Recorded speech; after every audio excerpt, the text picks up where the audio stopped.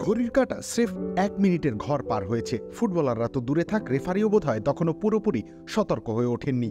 এরই মাঝে উদযাপনে মাতোয়ারা কমলা শিবির। ফ্রায়ান গ্রাভেনবার্চের অসাধারণ এক থ্রু বল থেকে গোল করে বসেন রেইসডার্স। 2 মিনিটের মাথায় জার্মানির বিপক্ষে এগিয়ে যায় নেদারল্যান্ডস। শুরুর ধাক্কা সামলে উঠতে সময় লেগেছে অবশ্য, তবে জামাল মুসিয়ালা কিংবা ফ্লোরিয়ান উডস নন, তাদের ত্রাণকর্তা রূপে আবির্ভূত হয়েছেন নিতান্তই অপরিচিত এক স্ট্রাইকার ডেনিস উন্ডাভ। এর আগে মাত্র 4 বার জাতীয় দলের জার্সি গায়ে জড়ানো দেনিজি এদিন রক্ষা করেছেন জার্মানদের। 38 মিনিটের মাথায় উডসের শট ডাচ গোলরক্ষক ফিরিয়ে দিলে রিবাউন্ডে গোল করেন তিনি। দলকে সমতায় ফিরিয়ে ক্ষান্ত হননি। বিরতিতে যাওয়ার ঠিক আগে জোশুয়া কিমিসকে দিয়ে আরও একটি গোল করান এই স্ট্রাইকার।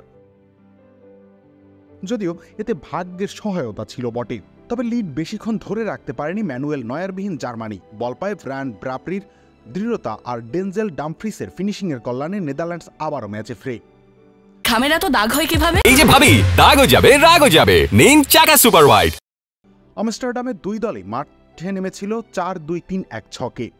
নেদারল্যান্ডস অবশ্য ডিলিট ভ্যানডাইকদের নিয়ে শক্তিশালী রক্ষণ গড়ে তুলেছিল, সেই সঙ্গে উইং ধরে গতিময় আক্রমণের পরিকল্পনা ছিল তাদের। অন্যদিকে জার্মানির শক্তির জায়গা মূলত মিডফিল্ড, আর ফরওয়ার্ড লাইনে মুসিয়ালা, উডস আর হাভার্টসের মতো ভার্সেটাইল তারকাদের উপস্থিতি বাড়তি সুবিধা দিয়েছে তাদের। একাদশের মতো দুই দলের খেলা তো ছিল অসম্ভব প্রতিদ্বন্দ্বিতা। আক্রমণ প্রতি আক্রমণের ম্যাচে পরতে পরতে ছিল রোমাঞ্চ, যদিও গোল নামক সোনার হরিণ আর ধরা দেয়নি কারো হাতে। বিশেষ করে 4 বারের বিশ্ব চ্যাম্পিয়নরা সুযোগ পেয়েও হাতছাড়া করেছে একাধিকবার। শেষমেশ অবশ্য 2-2 গোলেই নিষ্পত্তি হয়েছে 90 মিনিটের রুদ্ধশ্বাস লড়াই। এর ফলে গ্রুপ 3-এ শীর্ষস্থান দখলের দ্বৈরথ আরও জমে গেল।